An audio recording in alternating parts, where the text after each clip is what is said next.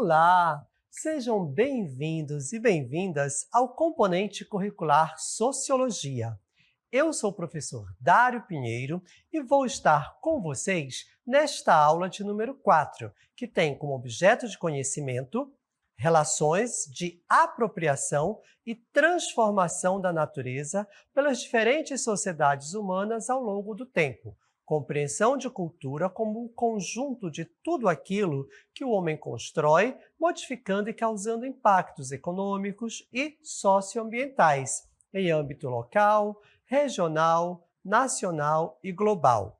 Proposição de práticas sustentáveis com consciência e ética socioambiental.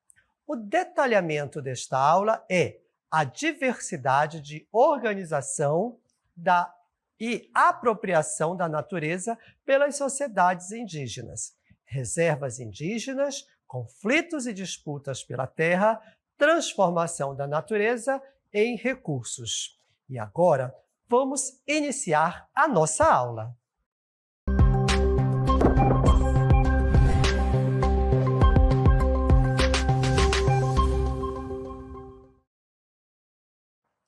A natureza é muito linda e nós temos aí muitos exemplos de que ela deve ser conservada, assim como temos exemplos das causas, das consequências da má conservação da natureza. E é por isso que nós vamos falar dos nossos povos indígenas e o meio ambiente, que, mesmo não sendo os nossos povos originários, nossos povos indígenas, naturalmente ecologistas, porque este conceito não é um conceito que é aplicável, digamos assim, aos procedimentos, às condutas, aos manejos que os nossos povos fazem com a natureza. Nós podemos afirmar que os povos indígenas, a estes povos, se deve reconhecer o crédito histórico de terem manejado os recursos naturais de forma branda. Sim, por quê? Porque eles souberam aplicar estratégias de uso dos recursos que, mesmo transformando de maneira durável o seu meio ambiente, não alteraram os princípios de funcionamento e nem colocaram em risco as condições de reprodução deste meio. Ou seja, os nossos povos originários, eles usam, sim, a natureza. A questão que se coloca, e o que nós estamos aqui frisando, é que eles usam de maneira branda, de modo que a natureza se reconstitua e, ao mesmo tempo, satisfaça a necessidade daquelas sociedades dos povos originários. Muitas vezes, nós somos levados a pensar que as sociedades indígenas que vivem nas florestas tropicais são povos isolados, intocados e que vivem em harmonia com os seus ambientes. Sim, eles estão em harmonia com seus ambientes. Por quê? Porque eles respeitam, porque eles sabem como tratar essa natureza. E eles não deixam a natureza intocável. Eles a usam, eles a utilizam de forma a prover suas necessidades básicas, mas com respeito e conhecimento por esta mesma natureza. A dificuldade em se compreender as concepções e as práticas indígenas relacionadas ao mundo natural e a tendência em aprisionar estes modos de vida extremamente complexos e elaborados na imagem idealizada aqui do nosso povo originário, dos indígenas, numa relação harmônica com a natureza, estes são exemplos e são ideias etnocêntricas. Sim, são ideias de outros povos etnocentristas que trouxeram para nós este ideário desta harmonia intocada. Não, mais uma vez eu repito, os nossos povos originários utilizam sim a natureza. A natureza não está intocada diante das sociedades que aqui habitavam as terras do Brasil e que continuam habitando. A diferença é eles respeitam e conhecem para manter essa natureza, porque é a partir dela que todos nós vivemos. Então, essa dificuldade em entender essas concepções é uma questão aí que foi colocada, foi posta ideologicamente por uma visão etnocêntrica. A natureza continua maravilhosa, continua viva aqui, para os nossos povos, mas é porque eles sabem como manusear, eles sabem como utilizar esses recursos de forma a garantir a sobrevivência e a reprodução social e esta beleza natural. Porque, de acordo com cada povo, com cada etnia, eles têm uma forma diferente de manusear, de conceber esta natureza. Como é que eles pensam? Será que todos os povos originários pensam a natureza de forma igual? Não. Eles têm diferentes concepções de natureza. E essas diferentes concepções, nós podemos dar aqui alguns exemplos. Por quê? Os povos originários são muitos e cada um deles pensa de forma diferenciada a respeito desta concepção do que é natureza. Que a natureza é algo que deve ser e permanecer intocável, alheio à ação humana, é uma concepção própria do mundo ocidental moderno.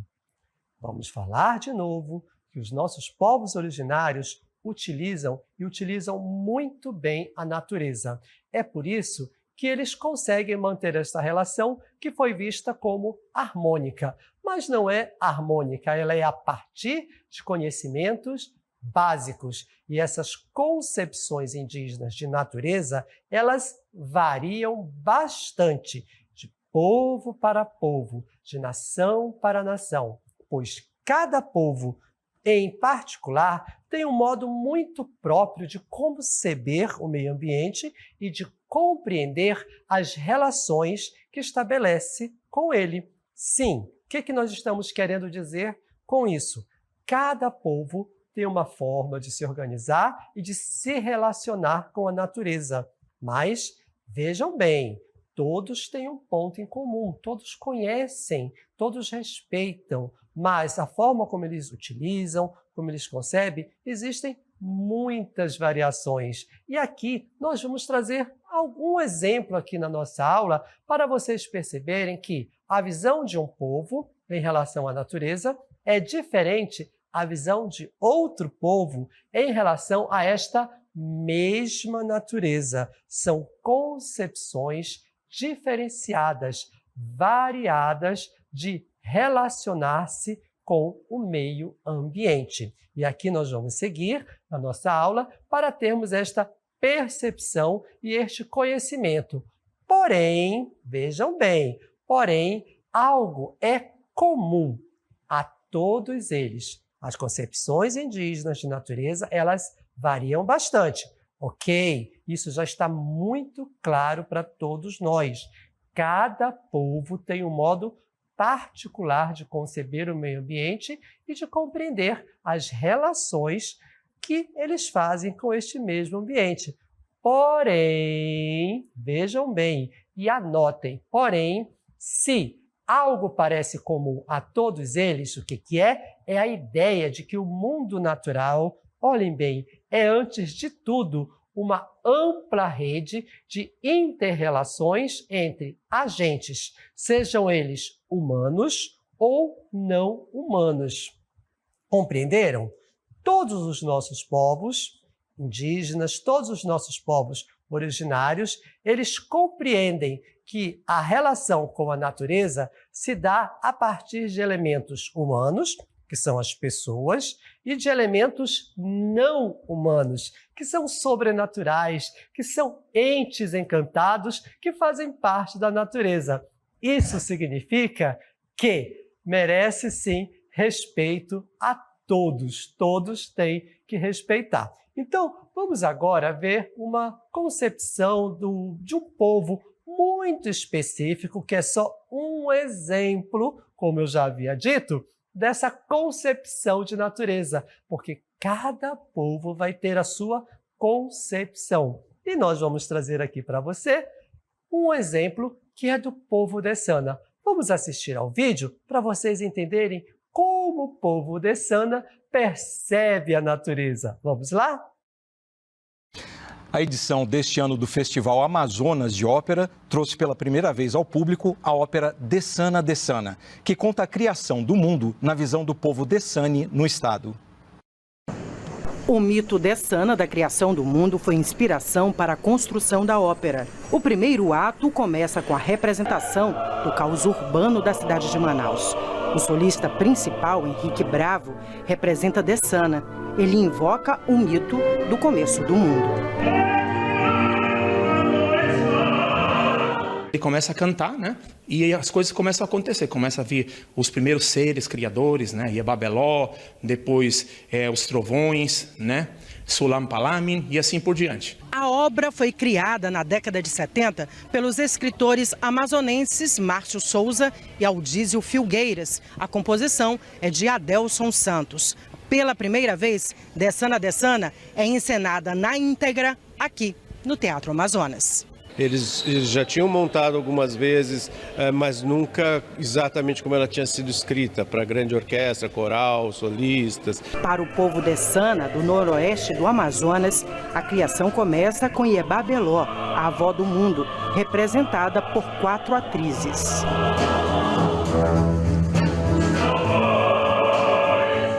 Primeiro ato, a gente tem cenas muito legais, que é a chegada das Iebabelós, que é muito bonita, né? Que elas veem que o espetáculo começa nesse nada. Surgem 4 trovões e o menino da criação do mundo, aquele que é incriado.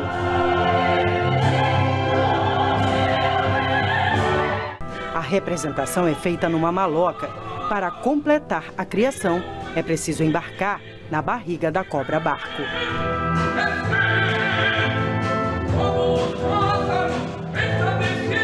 O maestro Otávio Simões destaca os ritmos vivos da ópera Dessana durante a 21ª edição do Festival Amazonas de Ópera. Tem melodias muito cativantes durante a ópera inteira. Eu daria 2 destaques. No primeiro ato tem o Handé Handé, que é uma dança com um ritmo muito contagiante.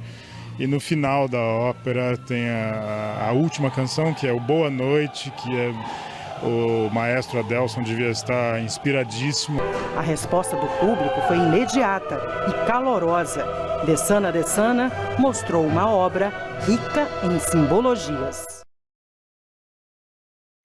A montagem da obra Dessana nos mostra claramente a percepção do povo Dessana acerca da formação da natureza. Mas voltamos a lembrar que cada povo tem uma concepção própria, porque a Terra tem uma representação muito forte. Sem a Terra, especificamente o espaço físico, o nosso povo originário fica sem identidade. Mas qual é a situação das terras na atualidade aqui no nosso país? Bem, nós podemos falar para vocês que quantitativamente 799 terras no Brasil estão em diferentes fases de procedimento demarcatório. Vejam bem, quase 800, 799. Desse total, 157 estão em identificação, terras em estudos por grupos de trabalho nomeados pela FUNAI, que inclui 6 terras interditadas para grupos em isolamento voluntário. Também temos 36 terras identificadas, que são terras com relatório de estudo aprovado pela presidência da FUNAI. Temos também 71 declaradas, que são terras declaradas pelo ministro da Justiça, ou seja, estão declaradas. E temos 535 terras homologadas e reservadas. O que é isso? São terras que foram homologadas pela Presidência da República, adquiridas pela União ou doadas por terceiros. Estes dados são muito interessantes e revelam a questão da luta pela terra indígena no Brasil. terra que pertence aos povos originários, mas que legalmente sofre aí alguns impasses, algumas barreiras. E estas informações estão disponíveis e elas são atualizadas continuamente. Deixaremos para vocês aqui nesta aula esse QR Code que você pode acessar a qualquer momento e você terá essa informação atualizada sobre o quantitativo de terras indígenas e a situação delas no nosso país, que é o Brasil. São as terras indígenas em diferentes fases do procedimento demarcatório. Acesse esse QR Code e você terá acesso à informação atualizada. Existem aí, então, como vocês já perceberam, diante deste quantitativo, desses números, que existem conflitos que são feitos para quê? Para se apropriar das terras, das reservas indígenas. E isso acontece no nosso país. Primeiramente, cabe mencionar que esses conflitos envolvendo as terras indígenas no Brasil não são fatos isolados. Sim, eles não acontecem, digamos assim, só num determinado lugar, só em determinado estado do Brasil. Não. Eles são recentes e têm relação, ou muitos não têm relação entre si. Embora as regiões onde eles ocorram guardem suas particularidades. Ou seja, de acordo com o conflito, nós vamos ter aí particularidades que vão determinar por que estão querendo se apropriar de uma terra que é considerada indígena. Por exemplo, aqui na Amazônia, a questão da terra é marcada por um grave histórico de conflitos e violência no campo, altos índices de degradação ambiental e caos fundiário. Vejam bem que nós temos aqui, olha só, altos índices de degradação ambiental e também um caos fundiário. O que significa isso? Que o poder público federal ou estadual, até mesmo municipal, não tem pleno conhecimento sobre quais terras são públicas, quais estão sob domínio particular, de forma regular, e quais apresentam a grilagem. A grilagem é aquele fenômeno, é aquele ato de se apropriar indevidamente de uma terra. Isso se chama grilagem. Apresentam os documentos, mas eles não são verdadeiros. E os nossos governos não têm este levantamento, este conhecimento exato. É por isso que as lutas pelas terras indígenas continuam causando violência. E aí, gente, o relatório da Comissão Nacional da Verdade de 2014 oferece alguns dados que são, infelizmente, reais e verdadeiros sobre mortes. Sim, sobre mortes contabilizadas de indígenas no período da ditadura militar brasileira, que compreende o ano de 1964 até o ano de 1985. Este relatório apresenta aí as quantidades, os índios que foram mortos por causa de disputas em terras indígenas. Nós temos aqui um quadro que nós vamos mostrar para vocês diante desta degradação ambiental que ocorre e que até nos choca. Olha aqui o exemplo que nós vamos ver e que eu vou ler com vocês. Eu vou até sentar aqui porque realmente são dados assustadores, mas como eu disse agora há pouco, são dados reais. Por exemplo, 3.500 indígenas lá na Cinta Larga, no estado de Rondônia. 2.850, gente. Vaimiri, Atroari, no estado do Amazonas. 1.180, Tupaiuna, em Mato Grosso. E a lista continua. 358 Yanomami, entre o estado do Amazonas e o estado de Roraima, 192 Xetê, no estado do Paraná, e também em Mato Grosso, o povo Paraná teve 178 mortes e assim por diante. Olha aí, 178 Paracanã, no Pará, 85 Chavantes, no Mato Grosso, 72 no Pará e 14 Arara, também no Pará. Os Vaimiri e Aturari têm um número considerável, 2.650. Os Cinta Larga, em Rondônia, também um número bastante alto. Infelizmente, são dados verdadeiros. Aí tem uma notícia que eu quero mostrar para vocês. Vamos ouvi-la?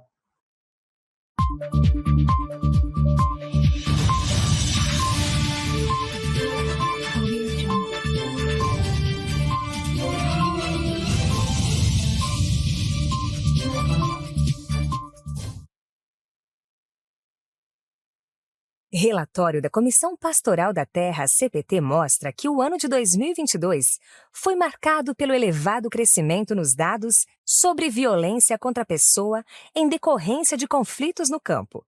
Ao todo, foram 553 ocorrências, que vitimaram 1.065 pessoas, 50% a mais do que o registrado em 2021, 368 com 819 vítimas.